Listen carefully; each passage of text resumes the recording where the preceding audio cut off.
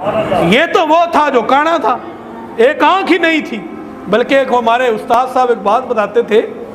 اس کے جلسے میں ایک مرتبہ ایک سادہ سا بزرگ کھڑے ہو گئے تھے، جو کو پڑھے لکھے اتنے کوئی نہیں تھے، کسی گاؤں سے تعلق رکھتے تھے، اور یہ کیونکہ کانا تھا تو وہ اس کی بس یہ کانا پن دیکھ کے کھڑے ہو گئے، اور کھڑے ہو کے اس سے پوچھنے لگے، مرزا صاحب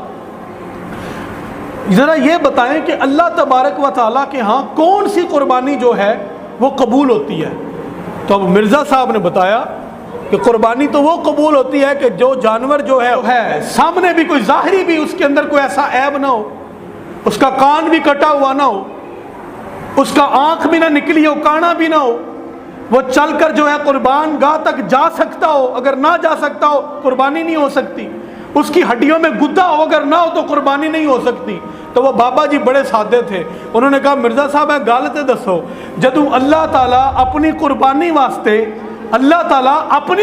واسطے کانا جانور پسند نہیں کرتا کہ اللہ کانے بندے کو اپنا نبی کیویں بنا سکتا ہے؟ کیونکہ نبی تو وہ ہوتا ہے کہ جس کی عظمت کا حال یہ ہوتا ہے اور جس کی آنکھ کا حال یہ ہوتا ہے، وہ بیٹھا تو مدینے میں ہوتا ہے، خبریں عرض کی دے رہا ہوتا ہے۔ نبی تو وہ ہوتا ہے۔ یہ کون سا نبی ہے جو معاذ اللہ اور اس طرح کی اس کو کئی بیماریاں تھیں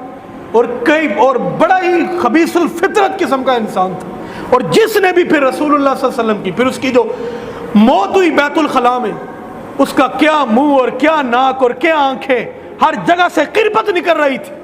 اللہ کا نبی جو دنیا میں آتا ہے تو شان کے ساتھ آتا ہے، جب دنیا سے جاتا ہے تو شانوں کے ساتھ جاتا ہے۔ اس کے آنے کا تو ہمیں پتہ نہیں کیسے آیا ہوگا، لیکن جب دنیا سے گیا سارے زمانے نے دیکھا کہ قربت کے اندر پڑا ہوا تھا، اور اسی حالت میں اس کو وہاں سے نکالا گیا۔